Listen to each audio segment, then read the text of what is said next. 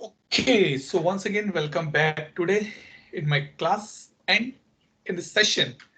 We're on the day number 15 for the topic or the certification CSI, SCSI, SIR.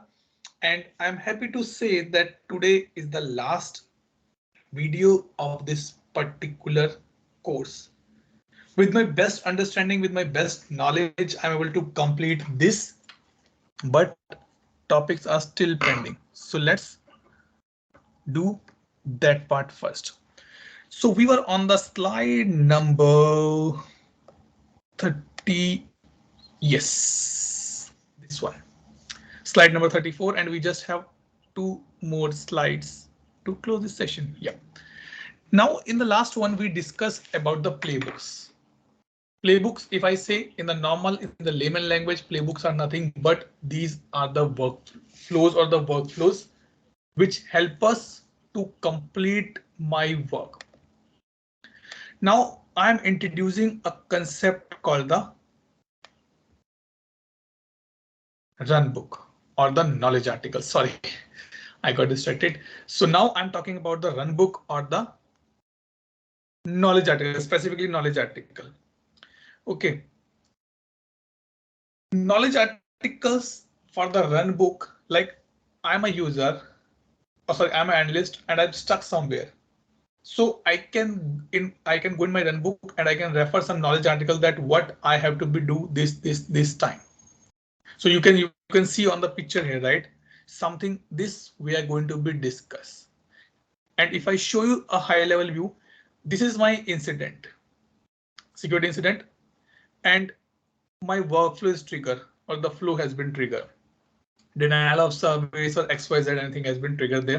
Workflow begin, my response task get generated. Now in the response task, I'll get a run book.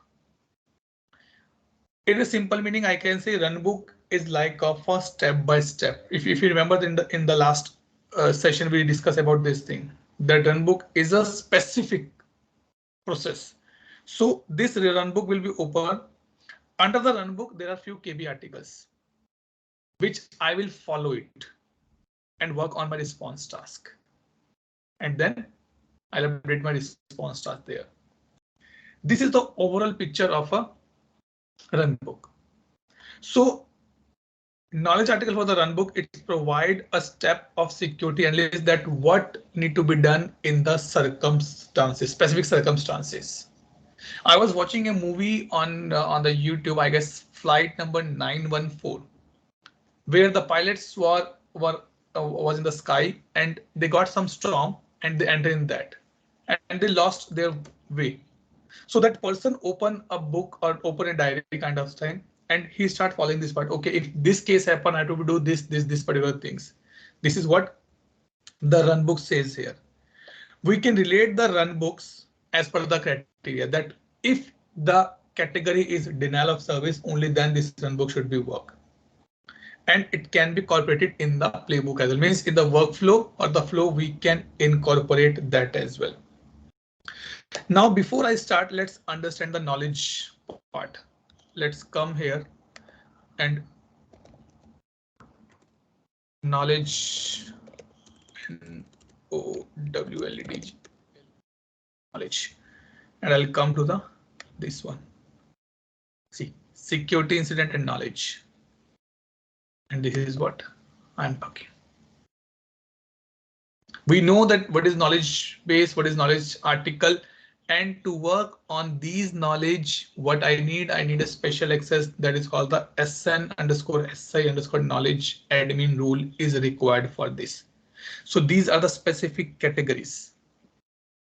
And if you see, we have another security incident and we have security incident runbook, response runbook, and this is for the security incident.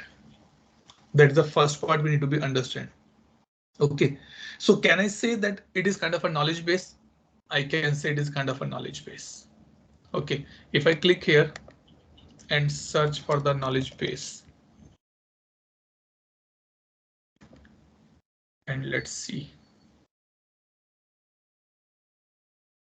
See, we have two knowledge bases, one for the security incident and one for the security incident response knowledge base. These two are the two different things. Remember it. Not the same. These are two different things. OK, now let me come here and let's move to the next part.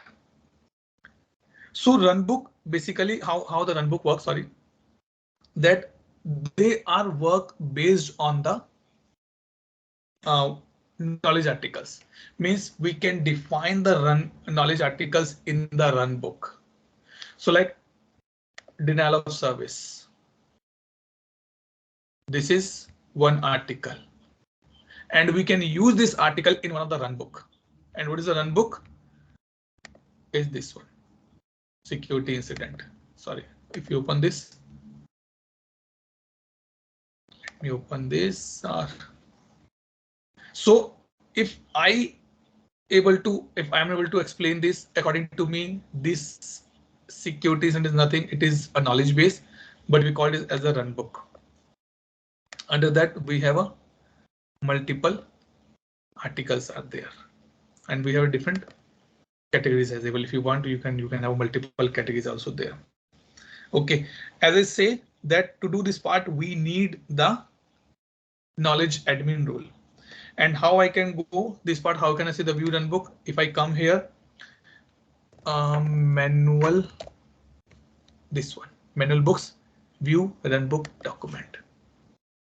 These are the Runbook documents. Handling security and with the configuration item. Does email have a threat indicators? And if you see, this has been tagged to this part, this table. And it will only work when does email have a threat indicator in the short description only then. This is what the mapping we are talking. And what it contains this knowledge article.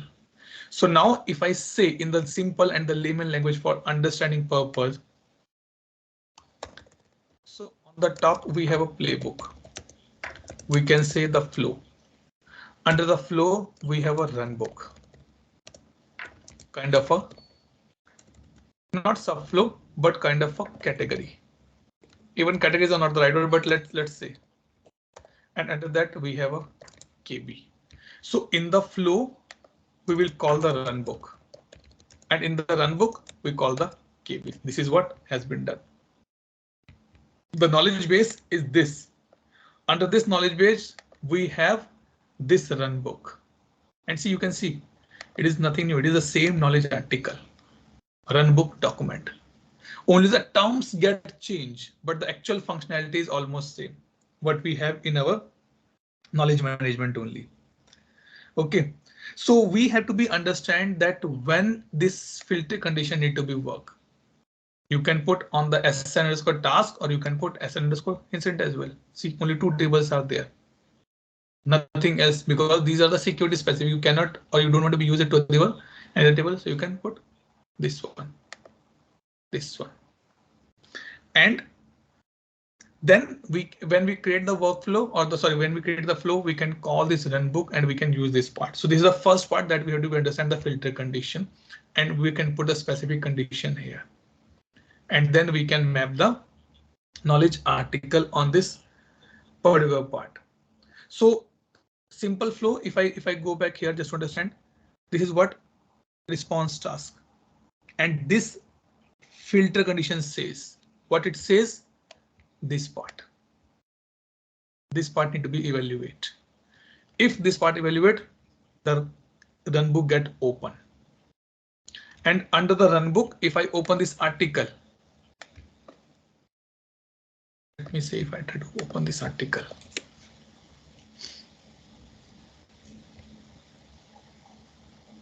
Yeah, this one. And under this, the detailed information has been given how to work on that part. What to do. This is what this particular process says. And with the help of this, and then on the response task, this get attached. This get opened automatically. Let's try to open another incident.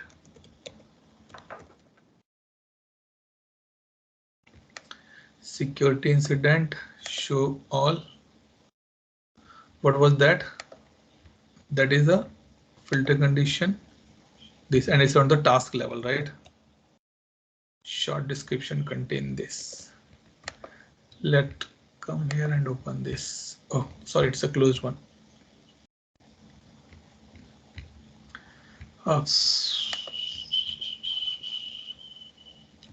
Let's close this filter out. Let's this. And under that, let's create a new task.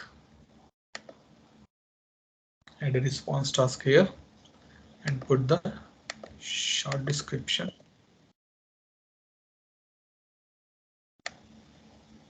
This is the different one.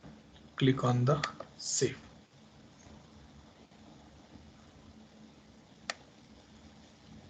And let's see what happened.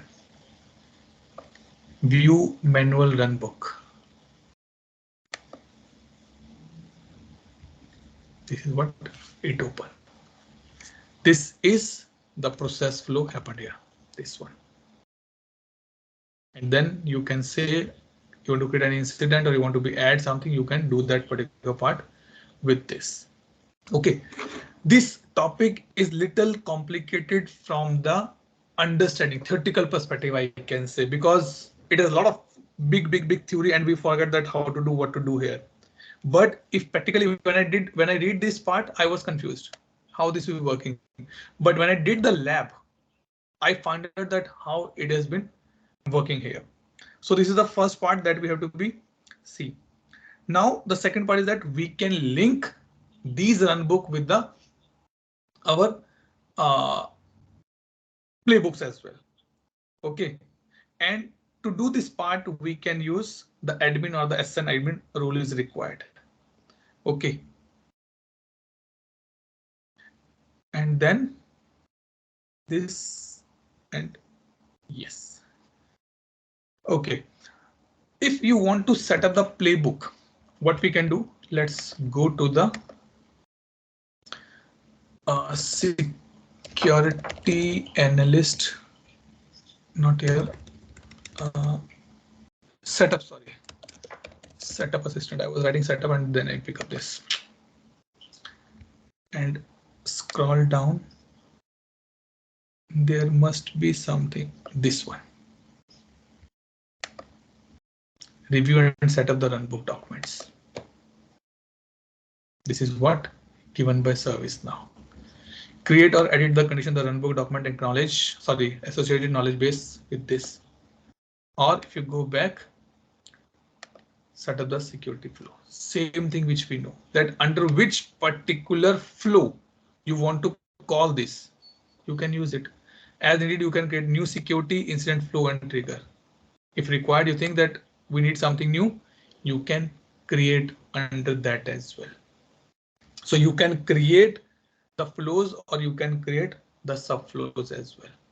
Totally up to you that how you want to do this particular part there. Okay, which definitely I'm not going to be pick up this. So we have to be set up the playbook triggers. We have to be assign the knowledge base article to the playbook, and finally we need to be create the new playbook there. And this is what we already set up, that runbook setups we see here.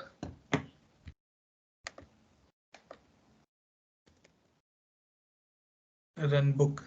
This is what we see, and you can see create new runbook. If you want, you can create a new runbook as well. It is nothing but it's like a knowledge article number only. That's all. And you want to put, if you want to put multiple, you can put multiple conditions, or same thing has been done. Nothing new is there. Means if you ask me practically, it is nothing but it is just like a rewording of the few old things in the new format. But the ultimate goal or ultimate working is still same for this particular part.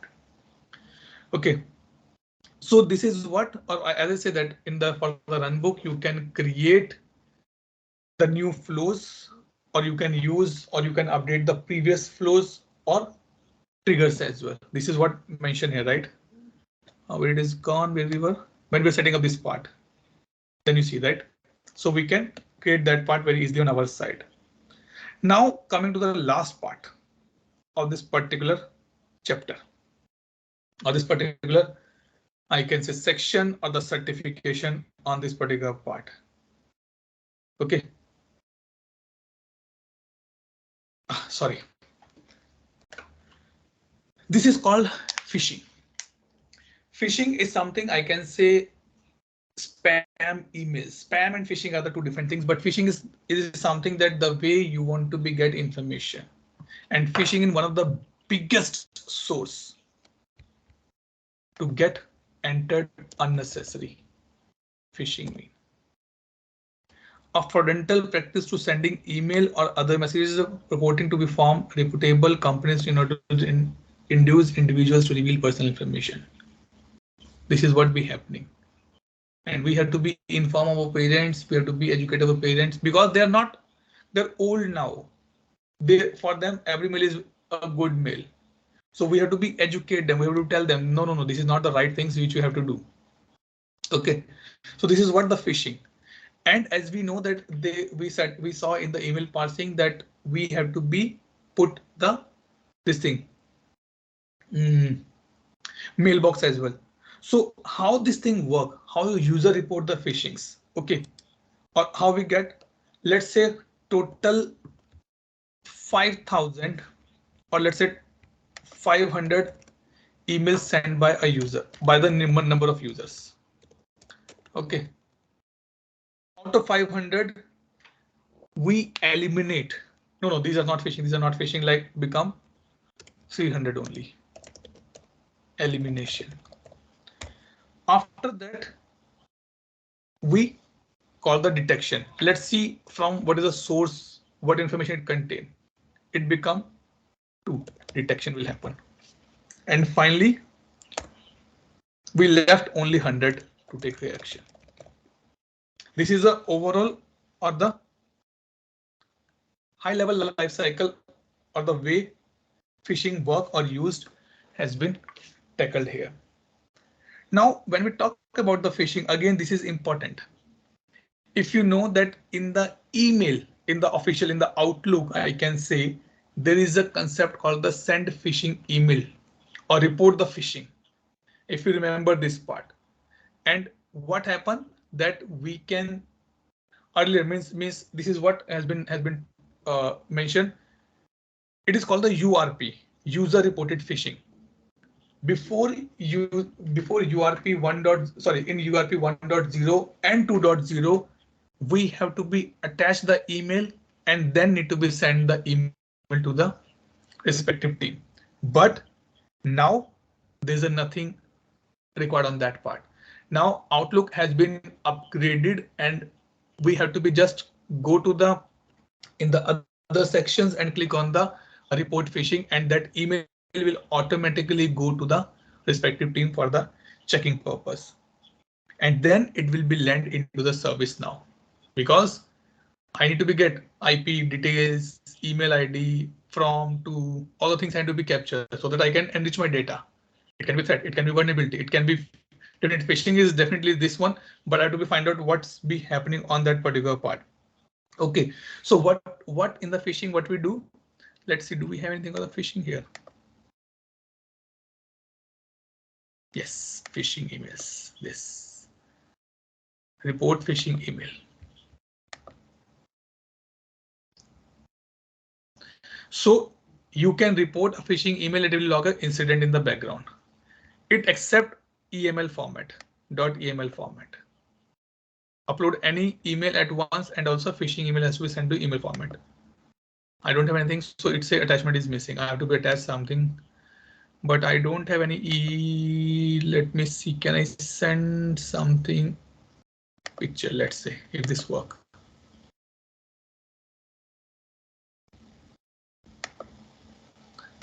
Send. You can report only one phishing email at in a email format. Okay, it's a JPG format. I'm sending an image. It's not accepted in that part, but we can send only in the EML format. But in the Outlook, now just click on the report phishing and you can send. But what phishing do? What actually information we are looking for in the phishing? Number one, we check the IP addresses from the header, that what IP address it is be containing.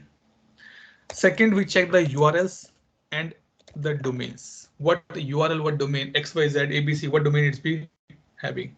It can be in the address, it can be in the body. So address or body, anywhere. And the last we see hashes. If it contain any hashes, then we can see that part. So we in the phishing, all these things get captured and then it's stored or go into the ServiceNow for that particular part. Now, what happened when a user sent a phishing email? This is important. Let me see. Do I have this screenshot? Let's see this thing. This is what we were discussing, right? User reported phishing. Inbound email action ingestion rule has been triggered. This is what is happened actually. In this part, it is important to understand because from the examination perspective, they ask the what is the exact name of that inbound email action. Then it read all these things. Script include run. This script includes URP header properties has been run, and then a security incident phishing email get created, and then it will be transformed and become the security incident. But before it go to security incident, it check. Do we have some kind of a similar email in our bucket, and or do we have any similar kind of a incident in our bucket? If then this property check and stop and just link it. So it's like if incident is already there, let's not create new one, just create a new one and put in the child. If not exist, then go and create a parent one. Okay. I'm again saying that in this particular part, important part is that we need to be remember the inbound action. So let's come here and see the inbound action.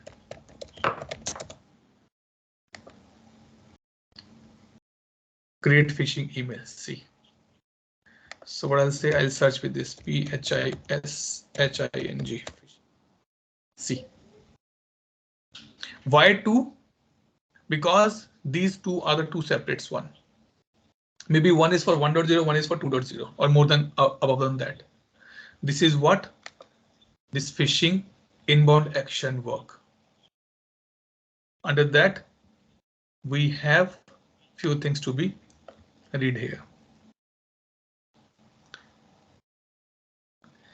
And in this means in this script include, again it has a part of script include. So in this script include, it run and it find. Is user reported phishing is also one of the important part to be understand. Then it take the actions that what to do, when to do it, how to do. This is what it happened. Also, if you see here in the presentation, that transform flow URP child aggregation property. If it has some property, let's say phishing. Let me search for the phishing here. And do we have any property here? Report phishing, show phishing email. No, it is not. Maybe I have to be see that there is or maybe in the sys property, this property available where we have to be check this particular child aggregation property, and then accordingly we need to be create the record. If child does not exist, sorry, if parent does not exist, then it create new one. Otherwise, it create child and add to this particular part only. Okay. Now, if I say that this is also has been set up in the flow designers. Let go here and search for the flow designer. And here I will search again for the phishing.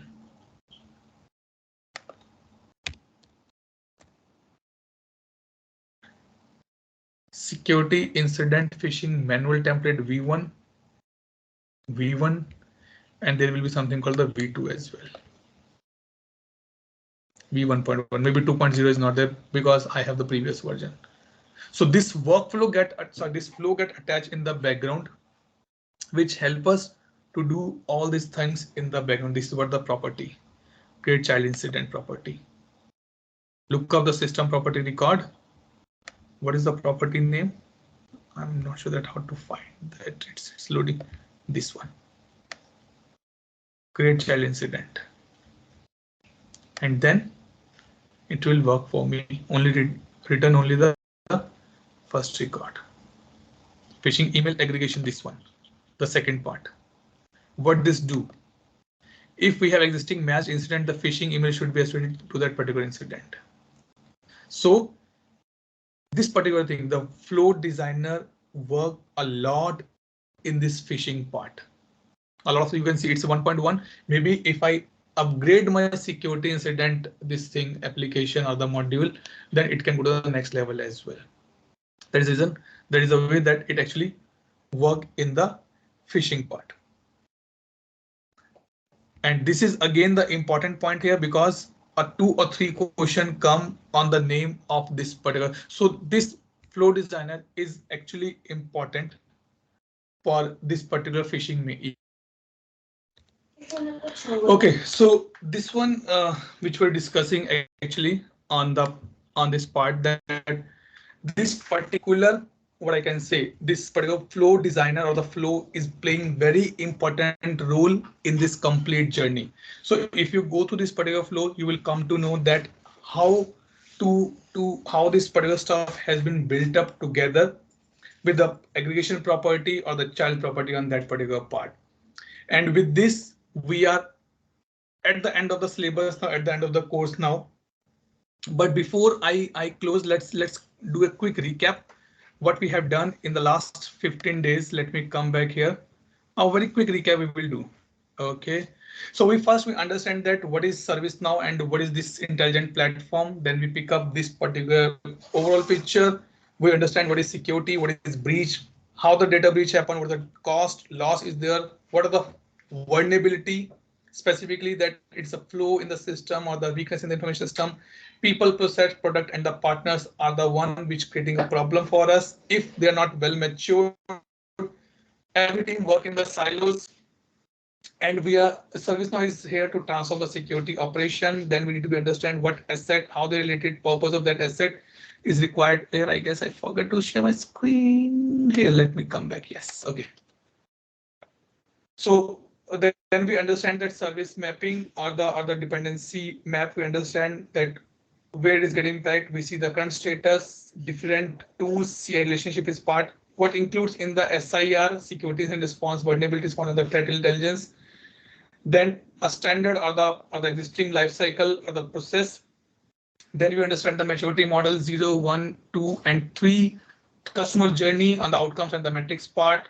Where ServiceNow fit, it's with there. The life cycle of this particular incident response, preparation, detect, analysis, containment, eradication, and recovery and post-incident activity. Then we see that what is SIR, their goal, containment, journey, life cycle, security incident response, customer type, reporting type. We see what is security incident response team, plugin activation schema, and the different roles available. And then we move to the incident flow, information flow. We discuss that how I can create a security incident via manual or automatic or via catalog items kind of things. We will try to see the major incident management, but it's not available in the PDI. And then we see on the threat intelligence, TTP lifecycle, different terminologies, IOC, detectors, threat actors, MITRE, and this one, techniques, and the common knowledge, that is ATT and CK. Then we come and see further on the capability part, that what different capabilities are available, block request, email search, and all the things will be there. DLP and MISP we discuss, event and alert, event lifecycle. We see the workspace, what I as a user can do on the workspace, change the landing page, filters, UI navigation, little list text we can do. We can see, or we saw the escalation part, hierarchical or the functional. Then we see the process selection and the process definition on that part. NST and the sense are the two important things here. What is included in the sense, what includes in the NST we saw here. After that, we work on the risk calculators and PIR groups. This is again very important. I'm saying this is very important slide. The terms are very important here. And then we see that how the knowledge article, runbook, playbooks are worked together. And finally, we see the phishing perspective on that particular part. And with this, I would like to say thank you to each one of you. But again, as you know that this is a tradition which I follow in my batches, even though this is not the batch, I'm the only one who is listening. I'm the only one who is putting the question. I'm the only one who is doing all the stuff here. again, I request everybody who watched this complete series or the videos, let's take a 10-second, 20-second pause. Let's pray to God and say thanks for each and everything for the last 15 days He gave to me to support, to share my knowledge.